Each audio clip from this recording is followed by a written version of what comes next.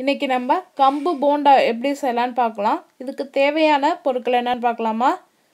2 மணி நேரம் ஊற வச்ச கம்பு வந்து 1 கப், இல்லை கம்பு மாவு இருந்தால் நீங்கள் அதை கூட யூஸ் பண்ணிக்கலாம்.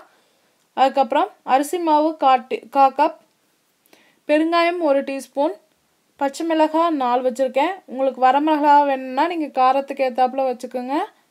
4 பெரிய வெங்காயம், கடல மாவு 1 டீஸ்பூன், கார்ன்ஃப்ளவர் மாவு 1 டீஸ்பூன், இஞ்சி சின்ன துண்டு, எண்ணெய் பொரிக்கிறதுக்கு தேவையான அளவு, உப்பு. இதுதான் தேவையான அளவு. நான் கொத்தமல்லி கருவேப்பிலை இல்லாதனால நான் வைக்கல. நீங்கள் வேணுன்னா கொத்தமல்லி கருவேப்பிலை போட்டுக்கோங்க. வேறு ஏதாவது கீரை வேணும்னா கூட நீங்கள் போட்டுக்கலாம். இப்போ ஃபஸ்ட்டு எப்படி செய்யலான்னு பார்க்கலாம். ஃபஸ்ட்டு நான் வந்து கம்பை வந்து ஒரு 2 மணி நேரம் ஊற வச்சு நல்லா அதில் இருக்க தண்ணி நல்லா வடித்து வச்சுருக்கேன் நான்.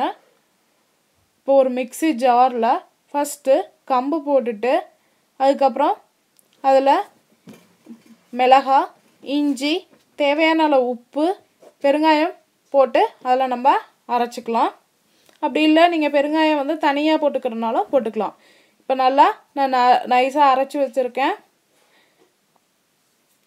இப்போ அதை வந்து ஒரு பவுலில் நம்ம மாற்றிக்கலாம். அதோட நான் கொஞ்சம் தண்ணி விட்டு அரைச்சிருக்கேன். நான் ஒரு பவுலில் போட்டு அரிசி மாவு, கடலை மாவு, பெருங்காயம், கார்ன்ஃப்ளவர் மாவு போட்டிருக்கேன்.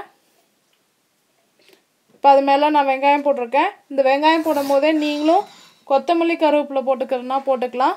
இதில் லைட்டாக கொஞ்சம் பிசையும் போது கல்லாட்டாக இருந்ததுன்னா இல்லை தண்ணி தெளித்து பிசைஞ்சு எண்ணெயில் இப்படி கிள்ளி போட்டுக்கலாம் போண்ட மாதிரி. இப்போ பாருங்கள் நான் போட்டிருக்கேன். அதை திருப்பி விட்டுக்கலாம் நல்லா.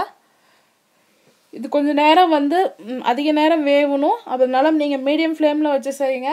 இப்போ கம்பு போண்டா ரெடி ஆகிடுச்சு.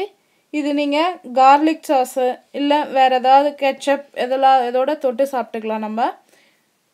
இப்போ கம்பு போண்டா ரெடி ஆகிடுச்சு. செஞ்சு பார்த்துட்டு உங்கள் கமெண்ட்ஸை போடுங்க. எங்கள் சேனலை சப்ஸ்கிரைப் பண்ணுங்கள். உங்களுக்கு பிடிச்சிருந்தா உங்கள் ஃப்ரெண்ட்ஸ்க்கு ஷேர் பண்ணுங்கள். வீடியோ பார்த்ததுக்கு நன்றி.